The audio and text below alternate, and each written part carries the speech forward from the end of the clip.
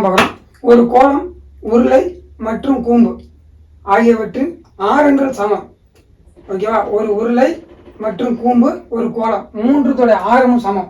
அதான் குத்துற மாதிரி. ஒரு கோளம், ஒரு உருளை, ஒரு கூம்பு, மூன்றுத்தோட ஆரமும் ஒரே வேல்யூ தான். இங்கேயும் ஆரத்தோட வேல்யூ 6 தான், இங்கேயும் ஆரத்தோட வேல்யூ 6 தான், இங்கேயும் ஆரத்தோட வேல்யூ 6 தான். இது நல்லா புரிஞ்சுங்க. அடுத்து பாருங்க, படத்தில் உள்ளபடி கூம்பு மற்றும் உருளையின் உயரம், ஏன்னா இதுக்கு மட்டும் உயரம் வரும், கோலத்துக்கு உயரம் வராது. அதனால தான் இதனோட உயரம் என்ன சொல்றாங்க, கூம்பு மற்றும் உருளையின் உயரம், கூம்பு மற்றும் உருளையின் உயரங்கள் ஆரத்திற்கு சமம். ஆரத்தோட வேல்யூ என்ன வேல்யூ அதே தான் உயரத்தோட வேல்யூன்னு சொல்றாங்க. அப்ப ஆரத்துக்கு என்ன வேல்யூ வருதோ அதே வேல்யூ தான் உயரத்துக்கோட வேல்யூ. எதுக்கு?